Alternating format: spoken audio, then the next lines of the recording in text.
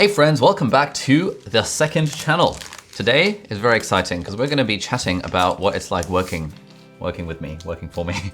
And I'm joined by Angus. Angus, what is your role in the business? What do you do? I wear multiple hats. That's actually one of the questions. Asked you actually, what does Angus do? What does Angus do? Angus is sort of like, does everything. His official title, your official title is Director of Operations, but we only realized that was a thing like a week ago. Yeah, I kind of help manage the YouTube channel, manage PTYA.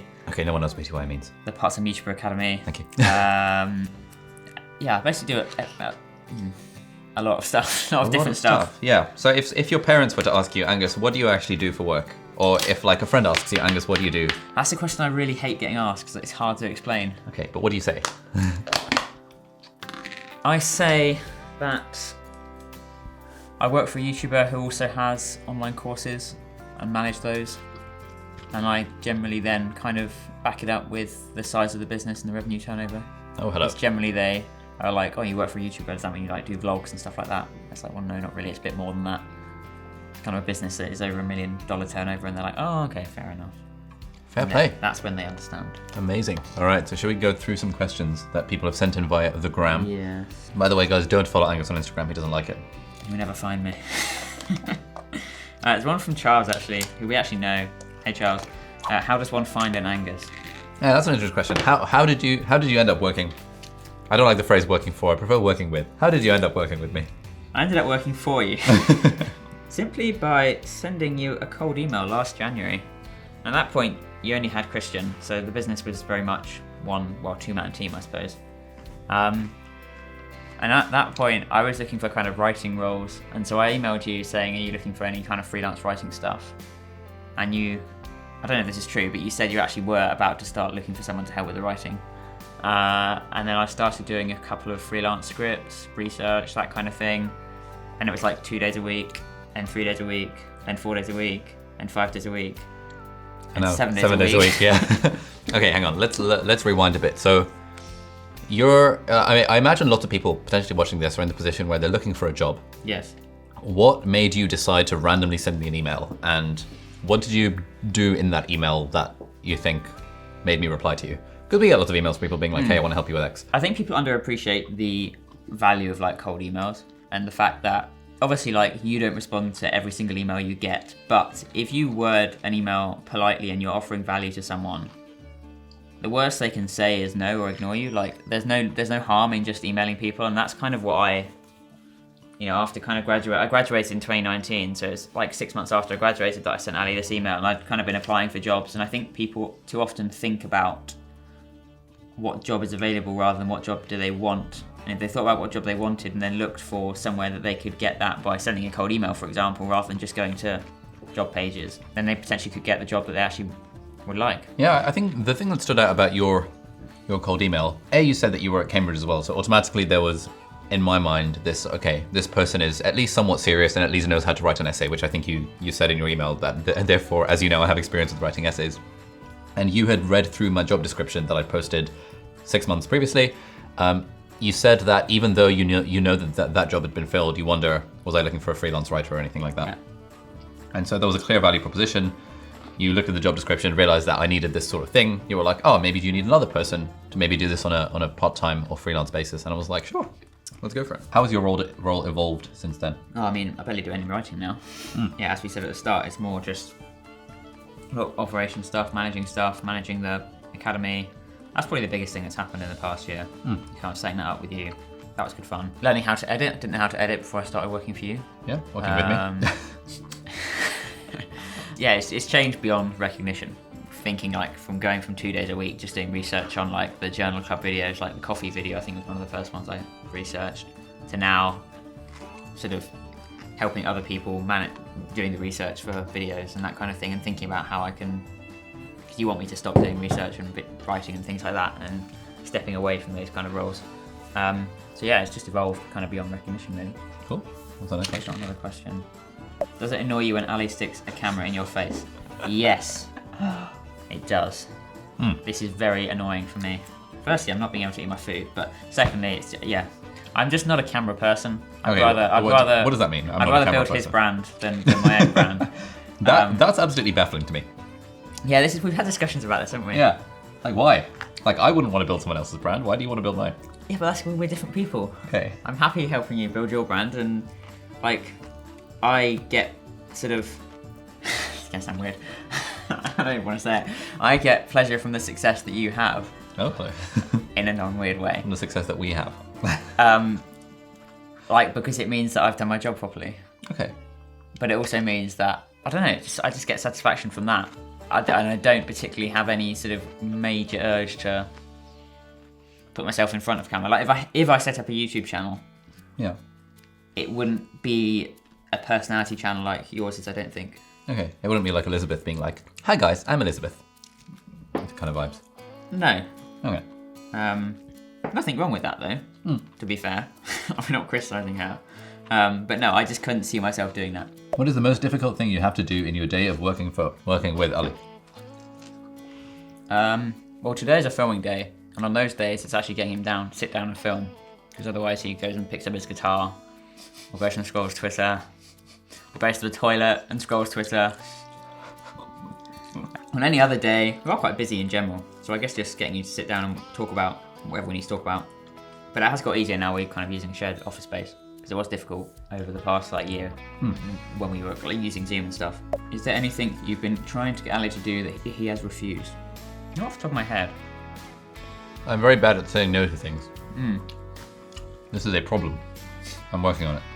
Who is Angus? Yeah, I think about that a lot. Yeah. Who am I? So what's your background? Oh, okay. You actually want me to answer that question? Okay. Yeah. Graduated from Cambridge in 2019. Before that, grew up near Oxford. Left school, went to Cambridge, came here really. In brief, I'm 25. What else do you want me to say? What did you study? That's a good point. I studied geography. Why did you study geography? I studied geography because it was my favourite subject at school. Okay. I know everyone has a love-hate relationship with geography. You either really hate it or you really like it. I really liked it. I'm not into any of the physical stuff, you know. Don't like standing in rivers. Don't like doing any of that. The human side of things, that was what my main interest was. What kind of job did you want to do before you ended up working with me? So I wanted to kind of probably go into some area of writing, whether that was journalism, broadcasting, that kind of thing. I did a lot of student radio at uni, which was really good fun. A lot of commentating, a lot of sports stuff. Massively into sport, that's another thing that I'm trying to get Ali more into. I sort of came out of uni thinking I was going to move towards that, and I still was. And that's why I was looking for writing jobs, really, when I sent you an email. So what's the appeal of this? Like, before you started working with me, were you like, I'm gonna join a journalism agency and work my way up over 30 years so that I can eventually become an editor? Like, well, what was the dream? That didn't really appeal. Right. And like, I know journalism's not this, but like corporate life never appealed. And since I've been doing this job, it's appealed less and less in terms of like having a commute, having to work for a massive company and just be like one small cog in a massive machine. Whereas I think with this, it feels like I actually have more of an impact on the business and I'm part of something small, and it's, you know, everything we do, even every one of the 8 of us, like, has an impact on the business rather than has an impact on something else, which then has an impact on the business, which I like. That's what appealed.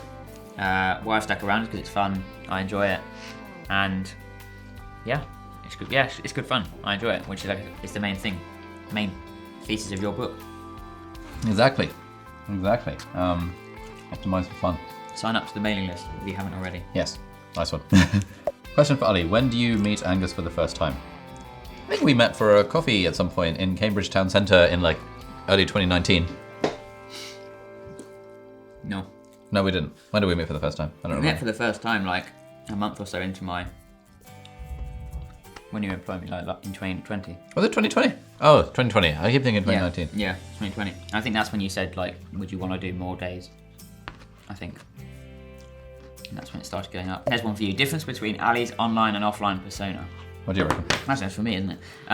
There's no difference, actually. I think that's what's pretty good about you. There's no difference at all between what you're like on screen and off screen.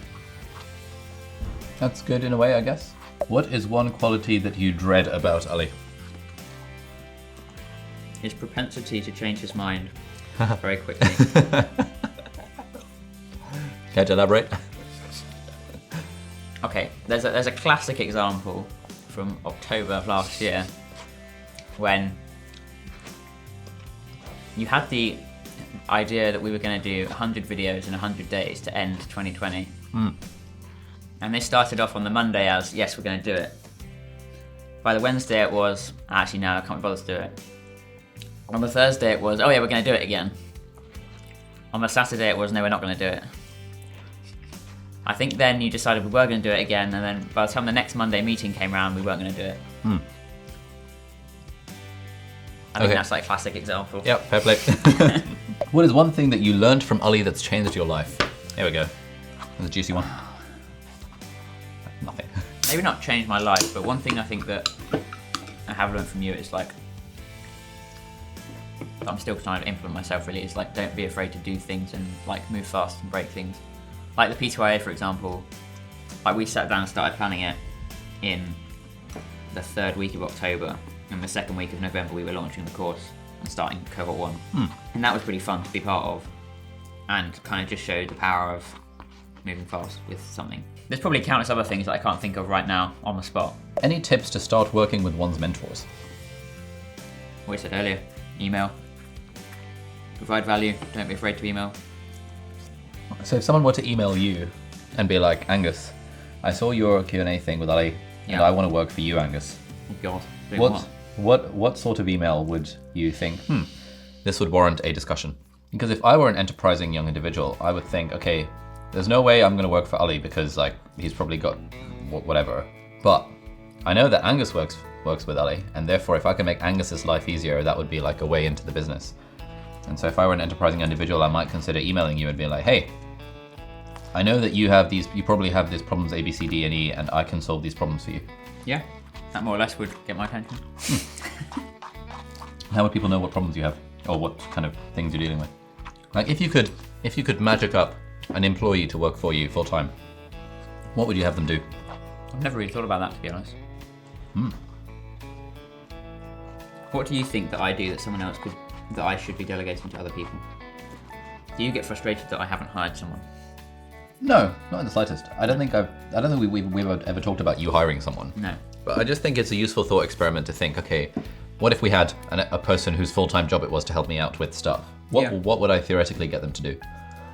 Probably some of the admin and logistical tasks that I end up doing, especially with regards to something like PTYA or... Yeah. That's probably the only one actually, to be honest. Yeah. So Elizabeth is sort of helping out with like PTYA operations, right? Yeah, and she's sort of managing the community and helping out the operation side of things, yeah. Okay, cool. Does Angus have his own YouTube channel? No, not yet. Ali's working on it. I think you're starting a podcast though. Oh, okay. Why haven't you started a podcast or YouTube channel yet? YouTube channel I kind of explained earlier to an extent. Okay, so you want to be behind the camera rather than in front of it. And the time needed, I don't necessarily think I have for the type of video that I would want to create. Okay. Podcast is, again, I should do the podcast because it's an interview-based podcast I've had an idea for, and that's something that's quite low friction that I need to just get on and do. Wow. Time and commitment to it. Okay. Because often when I think of the phrase that this is a thing that I should just get on and do, I try and take a step back from that and think, okay, what is going on in my life that I am not actually getting done and doing this thing? Like what system can I build that will ensure that I actually do this thing? And one type of system that you can build is, for example, to hire someone to do a thing for you. Another sort of system you can build is to, I don't know, block out time on the calendar or reduce your workload, or there's all these different things that one can do if one has a project that one cares about doing. I think the hiring thing might be interesting. So if an enterprising young individual were to listen to this and think, Angus has a problem in that he wants to start a podcast but hasn't done it yet. I don't know, I wonder how it can help. Yeah, there we go. That would be an interesting proposition if anyone were to email you about it. Angus, have you always wanted to manage a YouTube channel? No, it wasn't kind of top of my list of... It wasn't that I didn't want to, but it wasn't top of my list of jobs when I left uni, just because it's not one you think about existing or wanting to do. And probably at the time that I left uni, you didn't have anyone else in the business, did you? So you weren't even having... Yeah. If Ali cut your pay in half, would you leave? Oh, God. Oh, that's a good question. No, don't think I would. Why not? That's not an incentive for you to cut my pay in half. Don't worry, that's not gonna happen. No, because I enjoy it and it's good fun, and I trust that you respect the work that I do, and I think you value the work that everyone does. But like, I don't think you're the type of person who races to the bottom on these kind of things. Yeah. Fair play. Quit being a doctor or quit ever having contact with Angus? I won't mind what you say. See, the thing is that quit being a doctor or quit ever having contact with Angus? Oh, come on, mate. It's a doctor one, surely. Quit being a doctor? Yeah. No, I mean, no. It's quit having contact with me. Like, you don't want to quit being a doctor. That's what I meant. Oh yeah, no, I don't want to quit being a doctor. There we go. Quit having contact with me. Correct. But the way I think of it is that, like, as a business owner / manager, it is a very dangerous position to be in where someone is irreplaceable. And so, as much as I like Angus and value the work that he does, there is always a thing in the back of my mind that, okay, one day Angus might decide to leave the business, or Angus might, something might happen to Angus. And if that's the case, then Angus can't be so instrumental and so important to the business that he's literally irreplaceable. And that's why, as a business owner, you would do things like build systems and operations and processes in place so that theoretically, if Angus decided that someone wanted to poach him and be like, Angus, we're going to 10x your salary if you work for us, and he'd be like, all right, cool. Then it would be easier to replace Angus than if we didn't have those. Are there any life tips that you've learned from Angus? Probably not. Life tips. I think you wake up early and you seem to value your health. Yeah. Which is a life tip. You don't value your posture at all, which is a life tip I've not. I wake up early though. That's a good tip. You wake up early. Well, waking up early is good. I think you're quite good at like for example, I always like it when you host our like part-time YouTuber Academy events and power hours and stuff. Because you always have like a bit of a chit chat with people, and you take a genuine interest, be like, hey Nathan, how's your move going? Or hey Tom, how's the dog doing? I remember you said last week that he went to the vet. And that's like a level of caring about others that I just don't have by default. And so that's something that I'm working on. How has Angus changed the way you manage and produce content? I think a big chunk of it is that I can offload some of the stress onto Angus. Because before Angus, it was like I was coming up with every idea for every video, every title, every script, and so on. And it was really nice having Christian, who was our editor. But broadly, I was doing all of the heavy lifting when it came to the idea generation and the writing and the filming. Now, over time, I've sort of delegated some of those aspects of responsibility to Angus. So now he's semi-responsible for coming up with ideas and talking points. And actually, in the last few weeks, we've started doing this thing where every Thursday, he just comes over to my place and makes me film. And our output has like 5x'd in that time because it's so... I find it quite hard to motivate myself to film video after video after video on a given day. Whereas if Angus is here kind of, cracking the whip and being like, Alec, come on, we have to film, then it makes me do it. And it's just more fun when someone else is in the room as well and doing the same thing, whereas talking to a camera by myself can feel very lonely. So in all of these different ways, Angus has sort of supercharged the process of video production. What are your favorite and least favorite traits about each other? There we go. There you go, I've done mine. What are yours? Yeah, have you done yours? What are yours? I've already said about you. Oh, traits, I guess it's different to working. But I still think you're changing your mind and you're...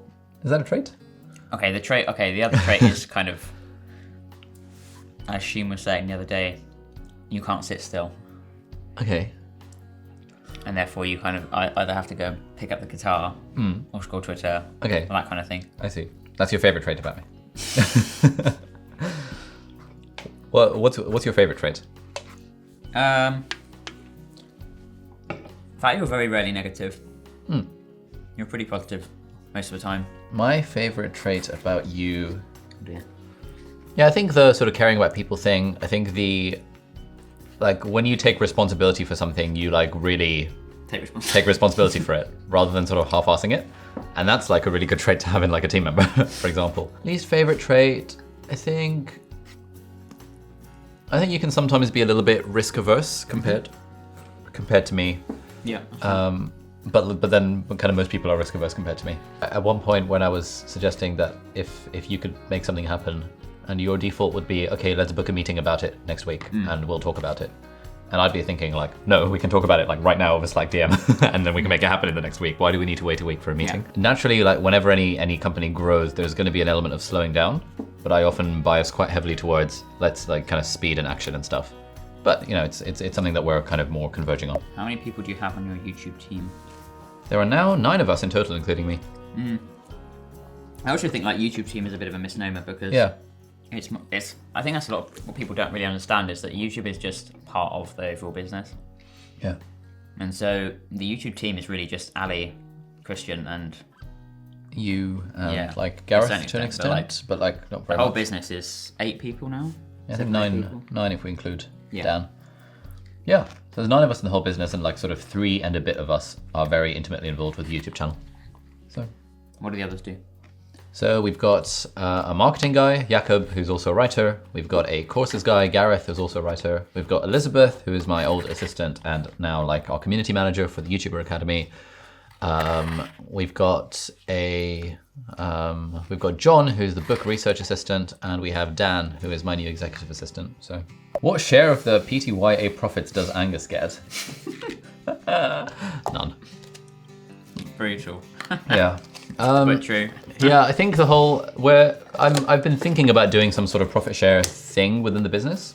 I think it would be unfair to. It feels like it would be unfair to be because the Part-Time YouTuber Academy makes like the bulk of revenue for the business, and so although Angus is instrumental in making that happen, it's kind of unfair on everyone else that Angus happened to be the guy who made that happen. Yeah. And so I'd rather have a profit share thing where everyone gets the same amount, rather than one where it's sort of like split proportionally to whatever. So we're looking into it. How's the marriage thing going? I think that's for you. It's not for me, it's for you. I don't have a marriage thing, you have a marriage thing. Okay, fair play. Any final thoughts? Parting thoughts of people who have listened and watched this far? No. What do we do here? Like, comment, subscribe, all that jazz. All that jazz. Love it. On the second channel. What's coming up on the second channel? No idea.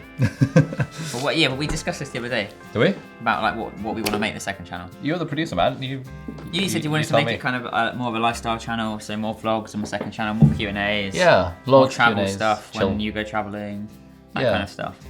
Yeah, something that's a little bit less kind of produced than the main channel. And just a bit more chilled, a bit more laid back, a bit more just chatting about stuff and not really worrying about the algorithm. I think that's a nice thing about the second channel where we can just put stuff on there and not worry that, oh my God, this video has to do well. But yeah, thanks everyone for watching. We'll see you next time. Bye-bye.